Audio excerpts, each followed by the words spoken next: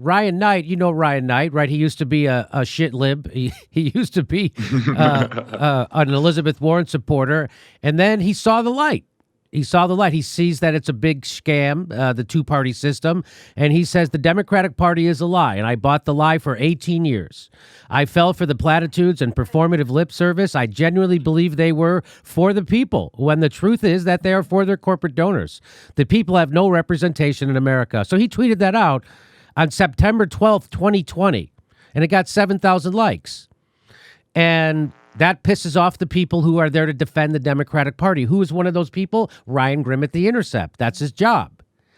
And so Ryan Grimm, the lead D.C. report bureau chief of The Intercept, takes time out of his life to then shit on a nobody, like a podcaster. No power, no nothing. He decides to punch down at a virtual guy with a podcast, Ryan Knight. And by the way, look what he did this on April 4th. Ryan Knight's tweet was from September 12th. So there's Ryan Grimm, the lead guy from The Intercept, spending time going through a fucking guy's Twitter feed, trying to find something for no reason. And he says, Lord, grant me the confidence to be wrong for 18 years, form a new opinion, and then perform it immediately with 100% certainty. Wouldn't this experience leave one humbled rather than even more confident? That's a guy. Wouldn't you be more humbled after you got your clock cleaned and forced to vote and shut the fuck up? After you got exposed for running interference for politicians instead of holding their feet to the fire and shitting on progressives and punching down and left? Don't you think you would shut the fuck up and have a little humility after a pothead comedian and a football player exposed you for the piece of shit that you are? You think you would shut the fuck up? No, he couldn't. So I just wanted to let you know. So that's the background of the story. And then Ryan Grimm wrote this bullshit story. He's a stenographer for Chuck Schumer. You saw this, right? You saw this story, right? Yeah, I read this. So he wrote this story, and he's pretending that Chuck Schumer gave a press release to Ryan Grimm at The Intercept. Ryan Grimm printed that press release as if it was a scoop. As if it was news. It was so shitty that other Democratic politicians called him out. It was so propagandistic in favor of the Democrats that even Democratic politicians called him out for it. I called him out for it. I said The Intercept's Ryan Grimm printed a press release from Chuck Schumer's office and called it a scoop. Not kidding. It was such a stomach-churning, transparent piece of pro-democratic propaganda that even a Democrat, Ilhan Omar, called him out for it. And here's Ilhan Omar calling him out for it. So I showed the tweet. She says it's a waste to continue to play games and sneak stuff in unless the Senate plans to overrule the parliamentarian or do it with a filibuster.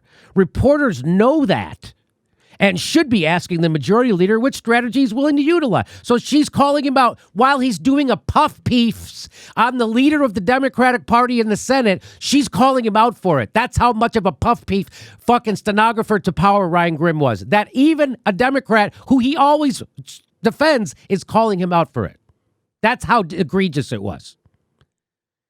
I tweeted it out. He comes back and says, none of this is true, and you know that, but you should rename this The Ryan Grimm Show. A title so boring you yawn when you say it, by the way. So he said, that isn't true. So none of this is true. All of it's true, 100%. You should sue me, Ryan. If that's not true, why don't you take some of that billionaire money from Pierre Omidyar and fucking sue my ass?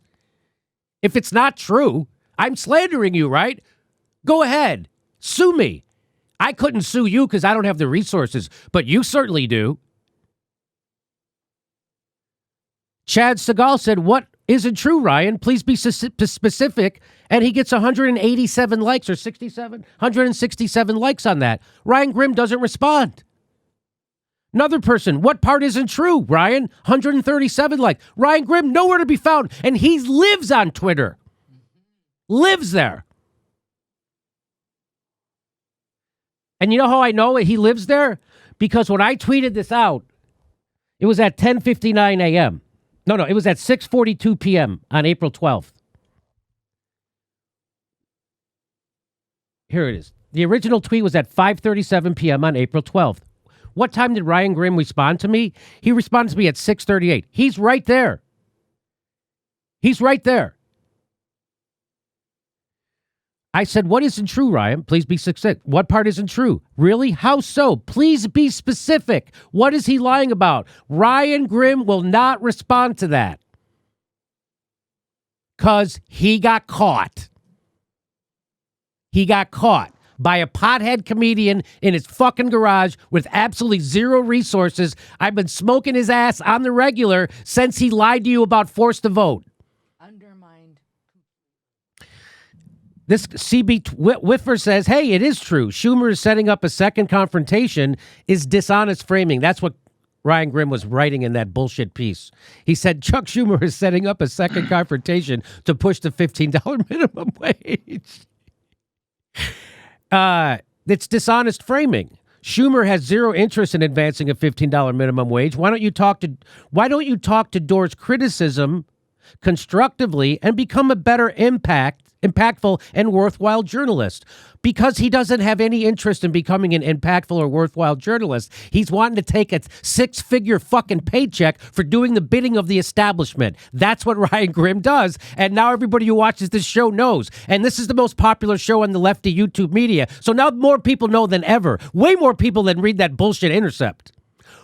Tens of thousands of more people know that Ryan Grimm is a access journalist full of shit, gaslighter, than will ever read his articles. That's the beauty. None of this is true, and yet it's all right there for everyone to see. So let me just bring in Justin Jackson. Now, Justin, what would you like to make of that guy? Now, you've had I'm going to show the tweets where you. Well, let me just show the tweets that you had with him. Mm-hmm. Well, first of all, let me just finish this because this is kind of awesome. I should finish this first. So Ryan Grimm tweets out this story. The Progressive Caucus has outlined priorities in the upcoming infrastructure. So now he flips. So he goes from a defender of the Democratic Party to now he's flipping, and he says an upcoming infrastructure bill, but has yet to make a single public demand, unlike conservative Democrats. So it sounds like he's somehow now vaguely calling out the progressives, but in doing it he's not naming names or doing it in a vague way. And he sounds like he saw a Jimmy Dore show, and he's like, wait a minute, they should be doing something. So he tweets that out. So Ryan Knight retweets it and says, yet you got mad at those of us who actually push progressives in Congress to take bolder approach against the establishment and fight for the policies they campaigned on. So Ryan Knight rightfully calling out access journalist Ryan Grimm. He's like, hey, when we fucking do this, you shit on us. When we criticize the same Democrats for doing the same bullshit, you shit on us. Why is that?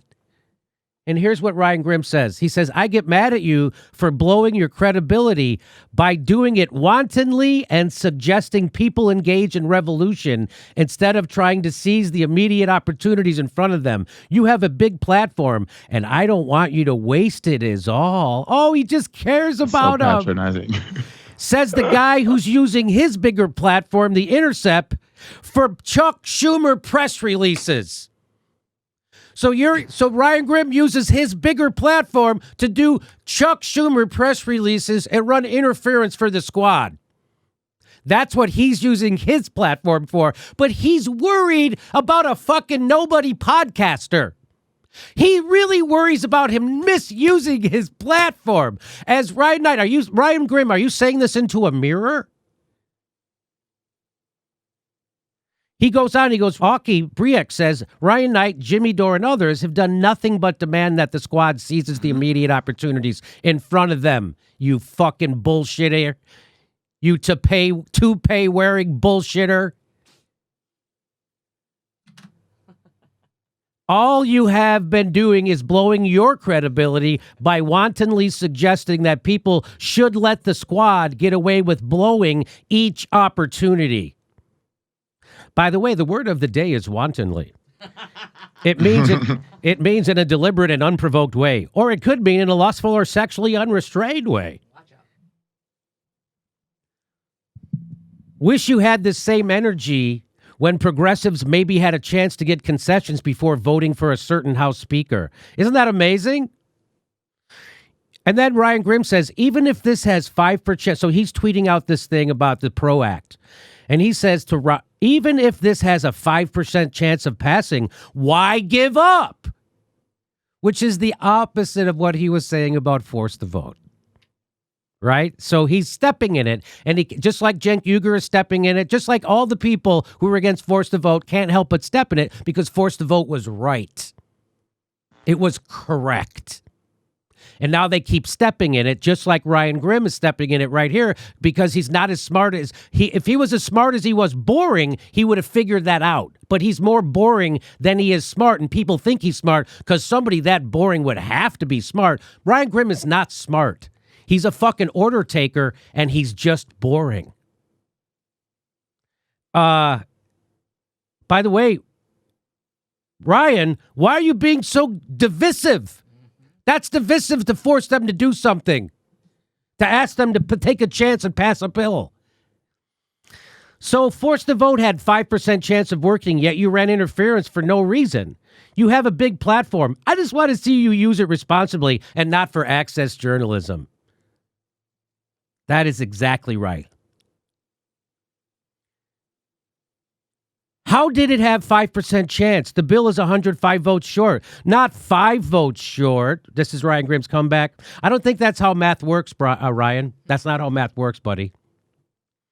Getting Pelosi to bring it up for a vote or lose her leadership role had a more than 5% chance of getting a vote on Medicare for all, Ryan. This is the interference I was referring to, by the way, and he still won't stop it. He's still, by the way, Ryan Grimm getting ratioed on all these tweets. And everyone, even the squad themselves, endorse this strategy. Ryan Grimm just doesn't want to push Biden left.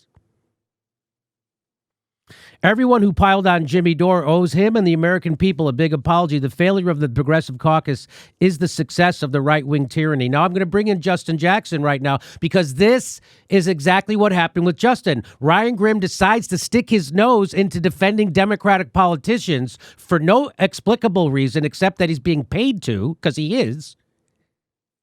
And then he gets his ass owned. And here's how it happened last time. Kyle Kulinski from Secular Talk tweeted out Alexandria Ocasio-Cortez telling you why they forced an impeachment vote even though they knew it would fail. So he tweets, so she says, there's a few reasons why you force a vote even though you know it will fail. And the few reasons are sometimes it's just to get members on the record so people can't make excuses later. Sometimes these votes create real political pressure that forces developments. And sometimes we vote for the historical record to let the future generations know we did everything we could.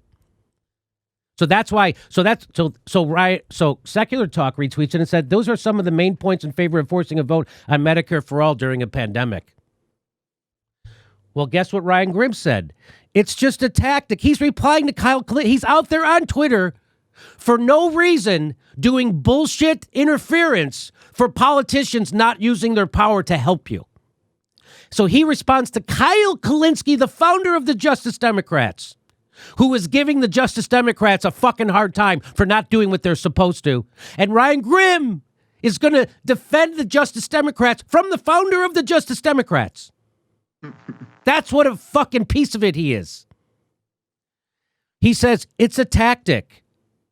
Sometimes it's smart. Sometimes it's not. It depends on the circumstances. If it's 3rd down and you need 1 yard, running might be the smart call. If it's 3rd and 30, running isn't the smart call. It's sadly not 3rd and 1 for Medicare for all.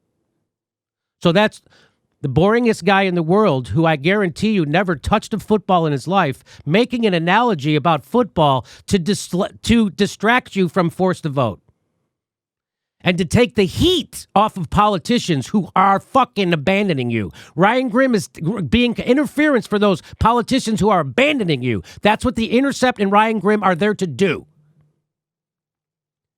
Justin Jackson, professional football player, comes in and says, it's not 3rd and 30 either. It was 3rd and 30 when Bernie started running and hardly anyone supported the policy. It's actually 4th and 1 on the goal line, and we're down 14 points in the 4th quarter, and they're kicking a field goal? How about go for it and get us closer to taking the lead?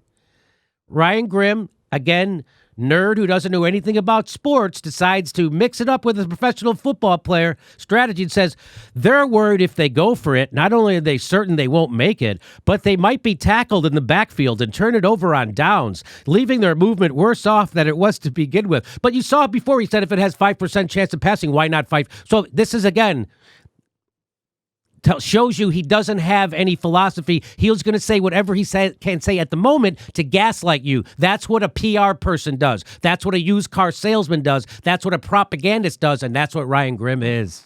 And that's everybody sees it. Justin Jackson sees it because Justin Jackson comes back and says, I'm sorry, man, this is a horrible analogy and the type of thinking that gets coaches fired. You have to take risks, especially when the situation is advantageous. You're arguing for the field goal. The safe play actually increases your chances of losing the game, not vice versa. So you'd think that would have been enough and he would have just shut his mouth. But he had to come back with one more stupid thing. So Ryan Grimm comes back with one more stupid thing, and he says, I'm not arguing for either play, just saying that sometimes the play is right and sometimes that same play under different circumstances is wrong, and people can disagree about it, but they still want to win. People can disagree about a play selection and be on the step. That's my point. So his point is he's not saying anything. I'm not saying anything. I'm not advocating for anything. I'm just trying to confuse the issue. When the founder of the Justice Democrats is pointing out the issue, I'm here to obfuscate it. That's my job that I'm paid 6 figures for. I don't actually do fucking journalism that's worth a shit. This is what I'm paid to do. And so I retweeted it and I said, this is what it looks like when you are paid to do access journalism and run interference for politicians abandoning their own platforms and supporters. I'm not actually saying anything. Ryan Grimm. And Ryan Grimm thought that this would be embarrassing to me. He tweeted out a part of my show, and he thought this would be embarrassing to me. You think I'm kidding? Watch. If you ever wondered, could someone be so boring that my cock actually falls off? Yes. Watch that. Watch when he comes on Rising. You'll go like, oh my God, what happened to your cock, honey? I was watching Ryan Grimm on Rising and my cock literally got bored off. Now, that's a solid piece of comedy right there. And he thought I would be somebody. Because what Ryan Grimm doesn't realize is, you could hear Justin Jackson is also laughing. What Ryan Grimm doesn't realize is that I'm not looking for a job. I don't need to be friends with anybody and fuck only those pukes in journalism that work at the Intercept. And I don't have a supervisor or a manager that you can complain to that will fire me. You're fucked, Ryan Grimm. I'm going to be exposing you for the rest of your bullshit career. Funniest part is how much effort you waste going after a talk show host instead of a powerful people. You expose yourself every time you feel the need to point stuff out about Dore. Maybe you should focus on the powerful. Hey, don't try to own someone by posting a video where they say funny shit about you, LOL. And I was watching you do an interview and my cock fell off. That's Joseph Jewell said that. My favorite is Shant Masrobian. He said, I don't think people realize the extent to which journalists under 40 casually consider themselves Democratic Party operatives with no qualms, self-awareness, or any sense of impropriety. He's talking about Ryan Grimm, and Glenn Greenwald piles on saying, I think the public realizes it, which is why those outlets are failing. I think the only ones who don't realize it are these journalists, because in their world, that's what a journalist does. So let's bring in Justin Jackson, and you could just go ahead and you comment on anything you want to comment on that. So what do you think about Ryan Grimm has added it? He did it again. He's added again, Justin. Can you believe it? You had to straighten his ass out on Twitter. I straightened his ass out on Twitter. Kyle Kalinske straightened his ass out on Twitter. Every randos are straightening his ass out on Twitter. Ryan Knight straightening his ass out, and he still won't stop doing this bullshit propaganda for the Democratic Party. Why? What is that? I don't know. It's actually, I feel like it's a problem, like you were saying, across journalism, right? And what they're setting up are these situations where they're giving excuses to these politicians. And I just was on my show with Brianna Joy Gray, and we talked about it with Anand Giridharadas. I don't know how to say his last name. But, you know, where he's putting a piece out talking about, oh, Joe Biden's, you know, it's a new progressive era. You know, Joe Biden's listening to progressives. He's listening to centrists. He's listening to everybody. Like, Who does that help? That doesn't help anybody. And if I had that platform, you know what I would say? I would say Chuck Schumer took the minimum wage out of the bill to provide cover for the 6-7 Democrats who weren't going to vote yes on it.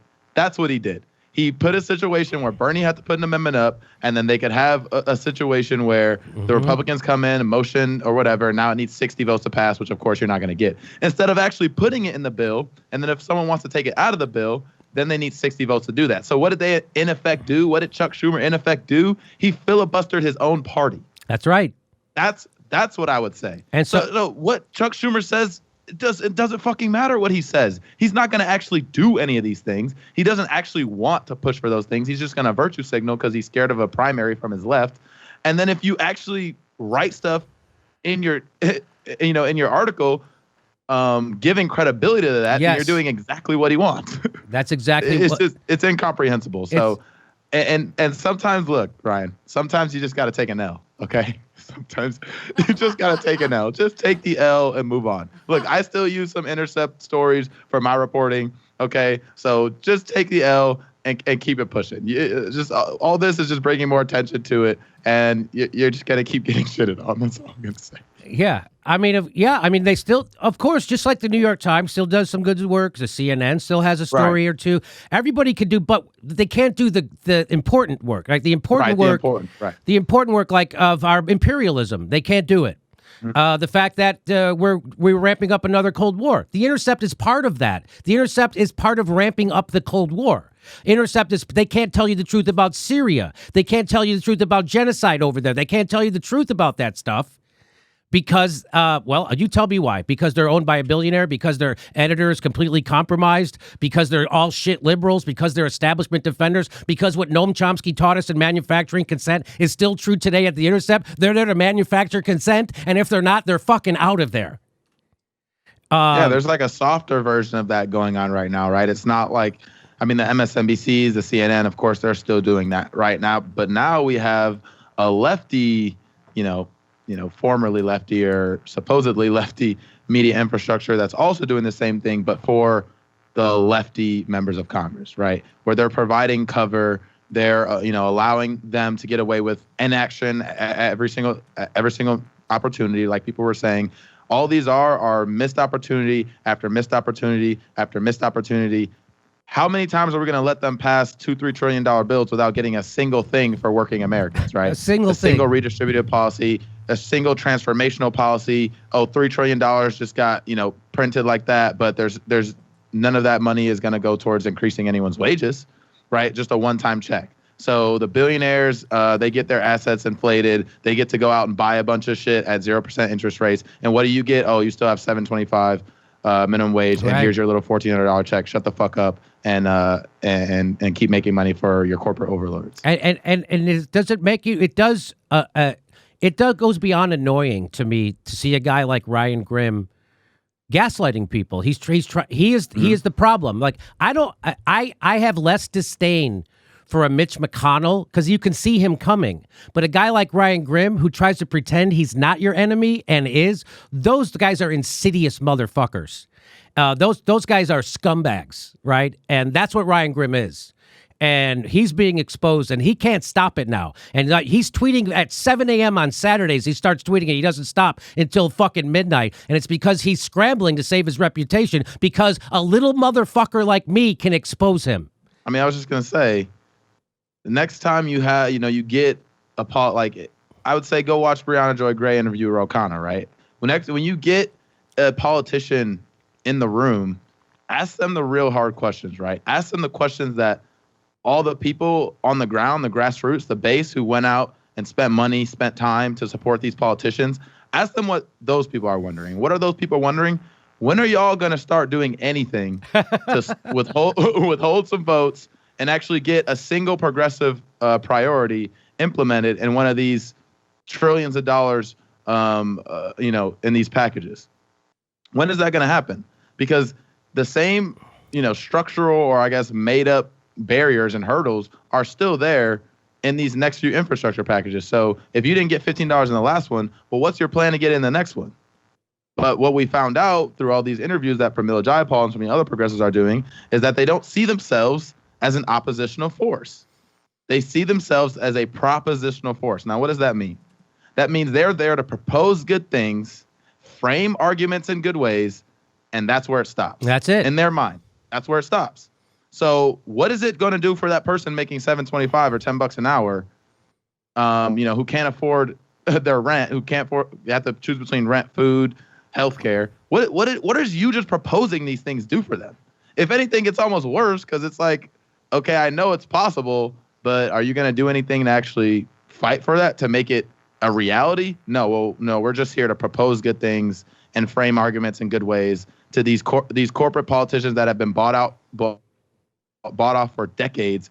And they don't support these things because they don't understand it or they need more education. They don't support this shit because they're bought. That's right. That's why they're corrupt.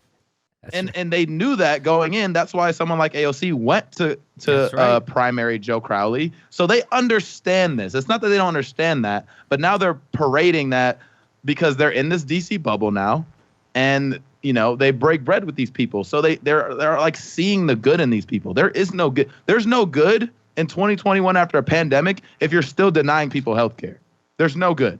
That's evil, and that is real violence. That's state-sanctioned violence. So when you want to start doing something about that, then you can come back to us and tell us you're doing your job. That's so well put, Justin. When you deny people health care in the middle of a pandemic, as Joe Biden has vowed to do and as the Democrats are doing, that is state-sanctioned violence. That's real violence, not pretend violence like AOC accused me of by using words.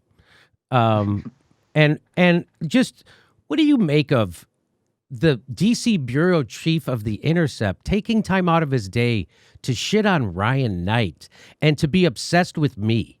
Isn't that fucking amazing to you that he would peruse Ryan Knight's Twitter thread and go back to last September to try to shit on him on April 4th? What are you doing? I mean, who's it for? Who? What is this doing? Who is he? Who is he signaling to? What causes this? Right. What causes this advancing? Nothing. It's doing nothing. Nothing. You're the DC bureau chief. Go to DC and ask the people in DC what the hell they're doing for the people struggling in this country. That's your job. That's his job. That's it. But instead, he's spending his time gaslighting people on the left, activists with no power and no money, and he's punching down and shitting on them. That's what he uses his platform for. And when he's not doing that, he's printing literal press releases from Chuck Schumer's office and calling it a scoop. And then he says, I'm lying about it. And then but he can't point out where the lie is. Although he lives on Twitter. He's on there 24/7. I asked him to point out the lie. Can't point it out. That's how easy it is to own these motherfuckers. It doesn't take anything because I can do it. And by the way, Ryan Grimm, your boring, lying ass is welcome on this show anytime you need a good humiliation. Maybe it helps you come. I don't know. Whatever it is, if you need a good humiliation, come on the Jimmy Dore show. I'll smoke a bowl. I'll be blazed out of my mind, and I'll run fucking circles around your boring ass. Any day of the week. Of course you won't come on because you're a gutless, nutless fucking wonder, and I'm going to keep exposing you. It ain't stopping. So have a good life. Hey, everybody, this is the part where I tell you where all our live shows are, but there aren't any. And then this is why I tell you to join our premium program and get extra content, but nobody's got a fucking job. So just enjoy the video.